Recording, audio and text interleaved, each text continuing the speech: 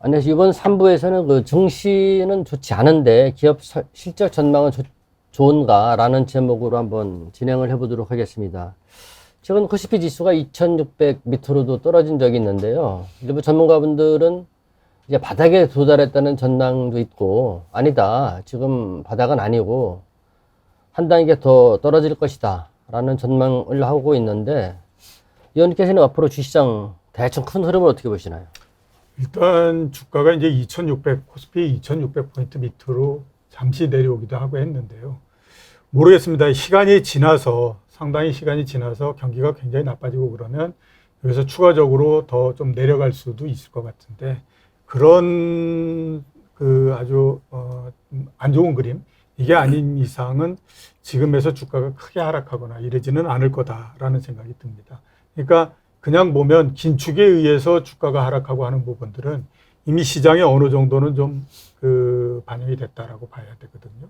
그렇게 되면 앞으로 주식 시장은 상당 기간 동안에 걸쳐서, 그러니까 뭐 한 2분기 동안이라든지 이런 기간 동안에 걸쳐서 그냥 박스권 내를 계속 왔다 갔다 하는 형태로서 진행될 가능성이 높다. 이렇게 이제 보입니다.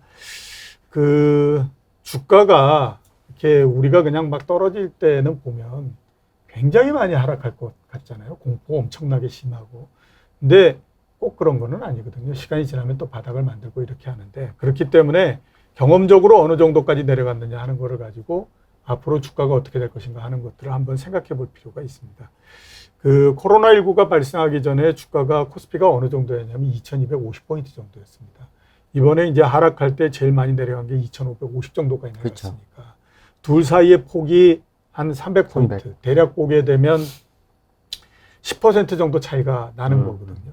근데 그 정도 떨어진다라고 하면 코로나19가 발생하고 난 다음에 뭐 금리를 내리고 유동성을 뭐 투입하고 이랬던 것이 전혀 의미가 없어지는 형태가 된다라고 봐야 되죠. 네. 그러니까 그렇게 정도까지 내려올까? 특히 또 기업 이익도 증가했는데 이 부분들도 한번 생각을 해봐야 될 것 같고요.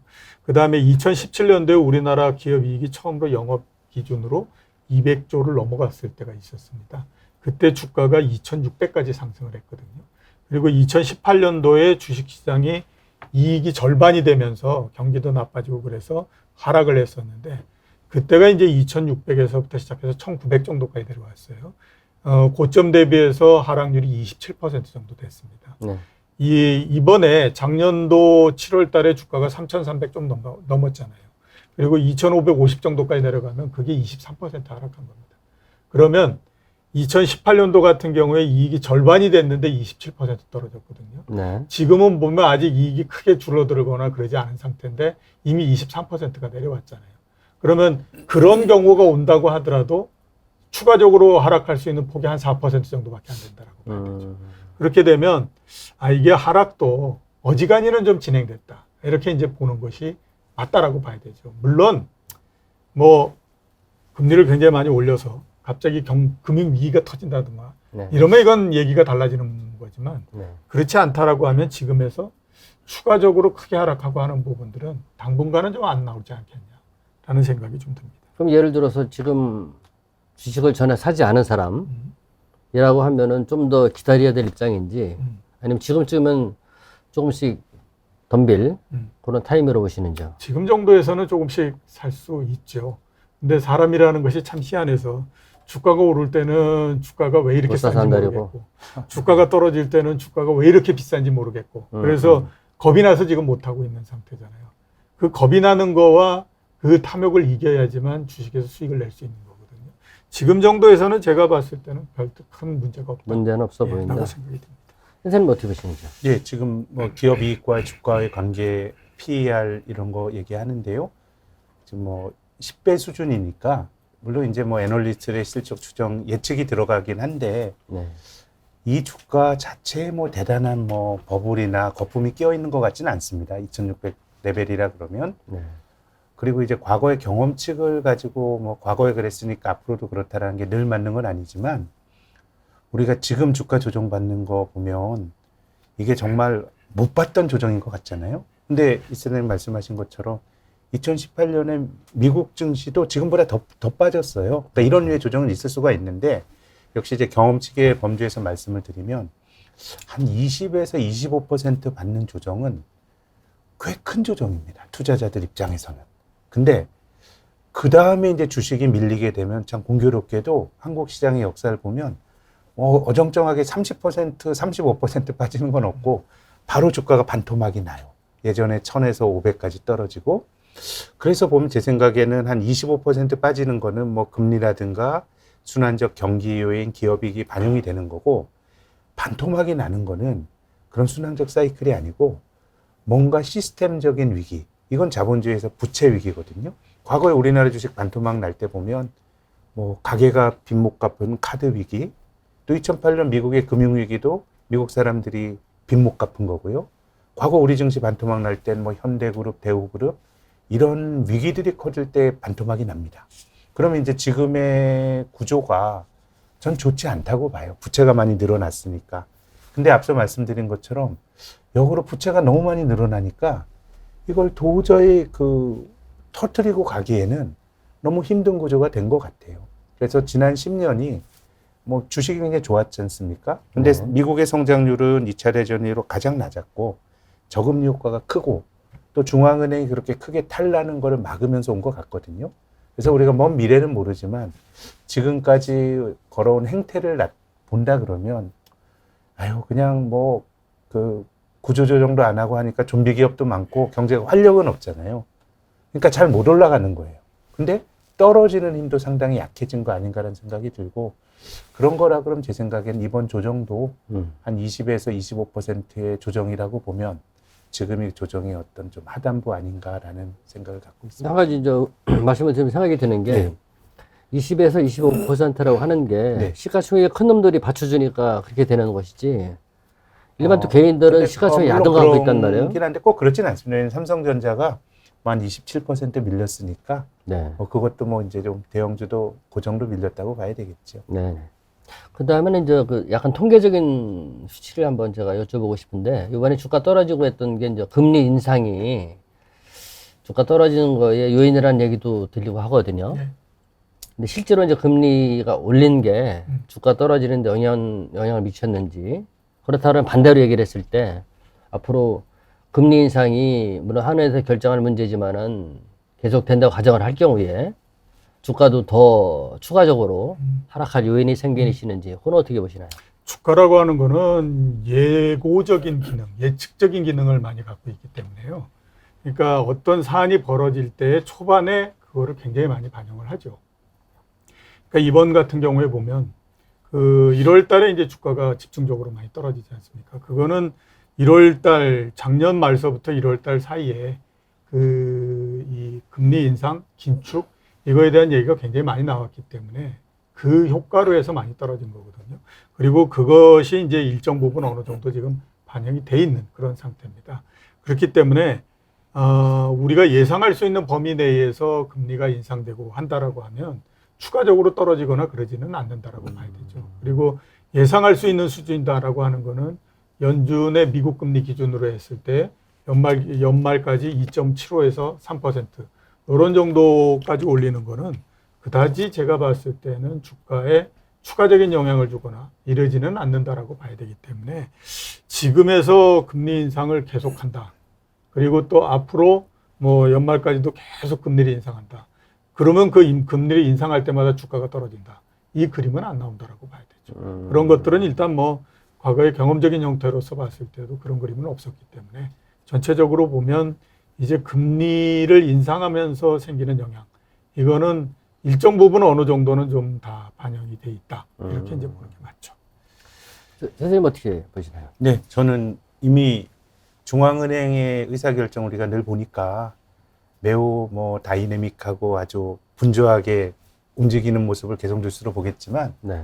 이 행동은 우리가 앞서 말씀드린 것처럼 이미 시장 금리가 중앙은행이 금리 한참 올릴 것까지 미리 선반영하고 있기 때문에 금리에 대한 민감도는 좀 떨어지지 않을까라는 생각이 들고 그래서 저는 계속 반복해서 말씀드립니다마는 좀 찬바람 불 때 중앙은행이 네. 여기까지는 정상화인데 우리가 한 번 더 할 거야 인플레와 진짜 맞서 싸울 거야라 그러면 그때 민감도는 높아질 것 같고 그 전에는 픽스텝을 밟아야죠. 시장 금리가 이렇게 올라갔는데 아직 금리가 낮으니까 그래서 뭐 자산 시장은 이미 그런 기대가 저도 많이 반영하고 있다고 평가를 하고 싶습니다. 그다음에 이제 요즘에 이제 우리뿐만 아니라 미국도 지금 주가가 많이 떨어지고 있는데 소위 말해서 빅테크 기업들이 있잖아요. 예. 이놈들이 더 많이 떨어지고 있는데 또 일각에서는 이런 얘기를 한단 말이에요. 성장주들이 요새 지금 많이 떨어졌으니까 예. 그냥 주워 담으면 되는 거 아니냐 이런 얘기들도 하는데 여기에 대해서는 어떻게 생각하시냐 말씀. 빅테크 그 중에서 이제 그 동안에 미국 시장을 그 주도해 왔던 그 기업들 그걸 이제서부터는 조금 좀 분리해서 볼 필요가 있지 않을까라는 생각이 들어요. 그래서 제1그룹 같은 경우가 이제 애플이나 그다음에 마이크로소프트, 뭐 구글도 거기에 들어갈 수 있을 거고 이런 기업들은 그 어떻게 보면 이제 그동안의 실력을 모두 다 보여줬잖아요. 그리고 네. 그 실력이 굉장히 훌륭하다. 그리고 거의 지금 보면 대적을 할 자가 없는 상태이기 때문에 네. 그런 실적이 뭐 부분적으로 조금씩 이익 증가가 줄어들거나 감익이 약간 되고 이런다고 하더라도 심각하게 손상이 되는 일은 없을 거다라고 이제 볼 수 있지 않습니까? 그런 기업들 같은 경우에는 지금은 좋은 매수 기회다라는 생각이 드는데요. 네. 두 번째 부류로서 우리 볼 수 있는 게 이제 성장주들이죠. 얘를 가장 대표적인 주자가 테슬라가 네네. 가장 대표적인 주자일 거고. 근데 이런 기업들 같은 경우에는 저는 좀 확신을 못 하겠다라는 생각이 듭니다. 물론 반등은 있을 수 있죠. 왜냐하면 1200달러에서부터 시작해서 지금 700달러까지 내려왔고. 네, 많이 빠졌죠. 그러면 거의 뭐 한 45% 이렇게 떨어졌으니까 네. 가격이 많이 하락하면 당연히 그에 따라서 반등을 하는 거는 당연한 거니까 그 정도는 올 수 있는데 과연 이게 새로운 가격을 만들어가면서 갈 수 있을 것인가 하는 거에 대해서는 상당히 좀 의문이 든다라는 생각이 들어요. 네. 그러니까 이게 성장이라고 하는 것 자체는 그 가치를 한번 굉장히 세게 반영을 하고 나면 그 다음 스테이지에서 그거를 또 반영하고 이런 것보다는 그 성장이라고 하는 건 이미 반영이 됐기 때문에 그 다음에 더 다이나믹한 모양이 나오지 않으면 계속해서 약해지는 형태가 될 수밖에 없거든요. 그런 측면에서 봤을 때 테슬라, 그 다음에 아마존 역시 이게 과연 지금에서 계속 투자해가지고 주가를 높여갈 수 있는 네. 그런 그 대상이 될 건가 하는 거에 대해서는 조금 좀 저는 의문이 듭니다. 그렇기 때문에 이미 이제 미국 주식시장도 주가도 떨어졌고 빅테크 기업들도 떨어졌고 이렇게 했지만 앞에서 제가 말씀드렸던 제1부류에 있는 기업들 애플이나 구글이나 마이크로소프트나 이런 회사들은 괜찮을 것 같은데 네. 두 번째 그룹 같은 경우에는 반등 정도만 보고 한번 접근해 봤으면 하는 생각이 좀 듭니다. 그럼 예를 들어서 테슬라 같은 거를 기존의 고점에 네. 사놓은 사람들은 좀 더 자금을 투여하는 건 어떻게 보시나요? 그러니까 물을 탄다라고 하는. 소위 말해서. 네. 글쎄, 잘못하면 그 중첩돼서 그 문제가 생길 수 있기 때문에 그렇게 좋은 전략은 아니다라고 저는 그 생각을 하고 있습니다. 알겠습니다. 선생님 어떻게 보시나요? 저는 비싼 주식은 여전히 조심해야 된다고 보는데요. 네. 이제 그 뭔가 새로운 기술이 도입이 되고 그러면 투자자들이 열광하는 거는 뭐 시대를 바꿔가면서 나타납니다. 근데 그 열광이 식을 때는 일단 돈을 못 버는 기업들은 굉장히 어려움을 겪죠. 닷컴 버블 때는 상당수가 파산을 했습니다. 근데 지금도 보면 뭔가 이제 돈을 못 버는데 기대감으로 올랐던 주식들, 뭐 리비안 전기차인가요? 고점 대비 85%. 쿠팡 돈 못 벌죠. 고점 대비 81%. 뭐 니콜라 수소차 다 80% 넘게 밀려서 이제 그런 류의 종목들은 이미 거의 굉장히 아주 극단적으로 나쁜 수준까지 이제 간 것 같고 이제 돈을 버는 기업들인데요. 저는 돈을 벌어도 비싼 주식은 어려울 거라고 보는 게 예를 들어서 아마존은 굉장히 좋은 비즈니스 모델을 갖고 있습니다. 근데 지금도 올해 실적 기준으로 PER이 한 100배 정도 되거든요. 네. 그러면 이 기업이 너무너무 좋은 기업인데 이게 먼 미래에 돈 벌 것까지 지금 당겨와서 주가가 설명이 되는 겁니다. 그래서 그런 주식은 사실 믿기 나름이거든요. 이게 뭐 내가 믿음이 있으면 PER이 100배라도 주식을 사는 거고요. 뭐 금리가 올라가고 믿음이 깨져버리면 이게 너무 좀 지탱이 안 되는 주가가 되는 건데 그래서 이제 우리가 성장주 투자자들은 많이 손해를 보시고 그럼 앞으로 이거 정말 안 망하고 세상을 바꿀 기업을 내가 물렸더라도 가져간다라는 것도 전략이 될 수 있는데 그것도 많이 빠집니다. 닷컴 버블이 끝날 때 마이크로소프트는 되게 위대한 기업입니다. 닷컴 버블 때 나스닥의 시가총액 1위였는데 20년 지나서 뭐 4차 산업혁명이 회자될 때도 시가총액 최상이거든요. 근데 그 좋은 기업마저도 닷컴 버블이 붕괴가 될 때 고점 대비 한 60% 정도 조정을 받았어요. 밸류에이션이 비싼.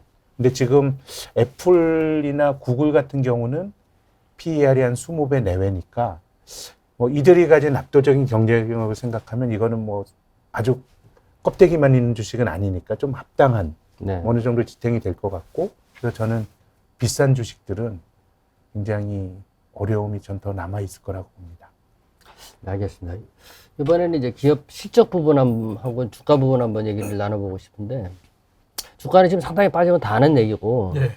근데 보면은 또 기업들의 실적 같은 거로 애널리스트들이 분석해서 보고서 내는 거 보면은 또 실적 전망을 또 좋게 본단 말이에요. 예. 이게 앞뒤가 안 맞는 것 같은데, 이렇게 주가하고 이제 기업 실적 같은 게 따로 논다고 할까요?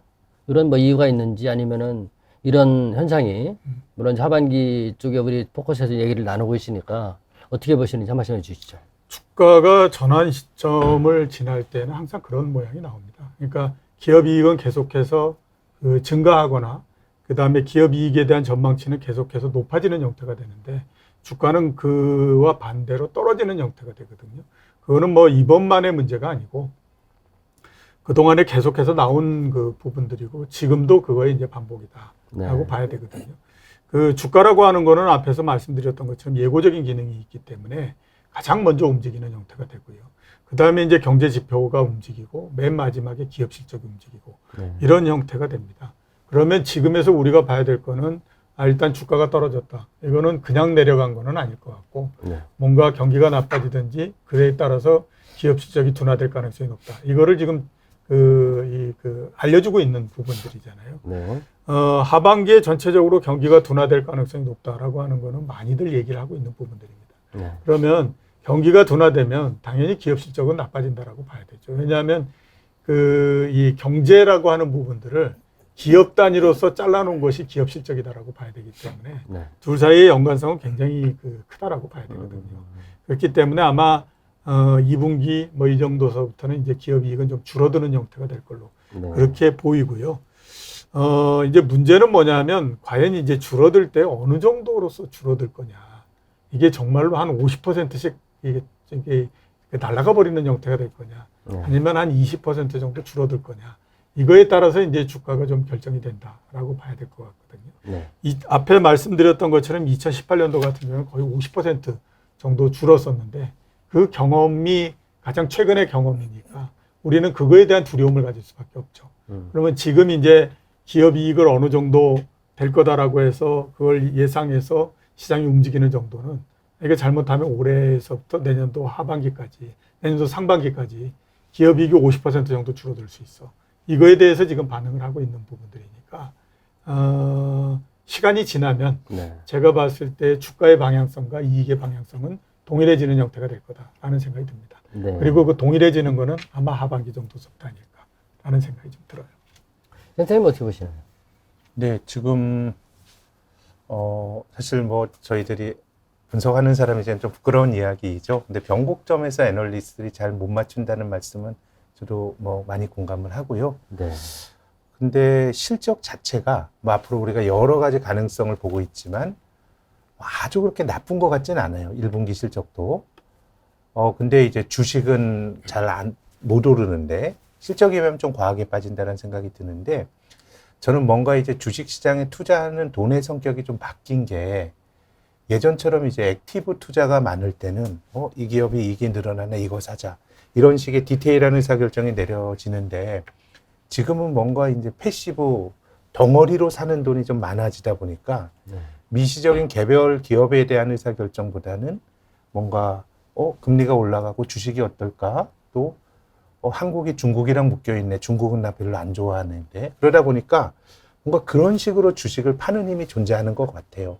그래서 저는 지금 실적보단 주가가 조금 과민 반응한 거 아닌가라는 생각을 갖고 있는데, 물론 이런 불일치가 늘어나면 결국 다시 또 실적으로 주가는 회귀하는데, 최근 몇 달 동안의 과정을 보면은 좀 그런 식의 주식을 사고 파는 힘이 존재하면서 좀 실적보다 주식이 전체적으로 같이 조금 더 많이 떨어진 그런 느낌은 갖고 있습니다. 잠시 후 4회에서 뵙겠습니다. 고맙습니다.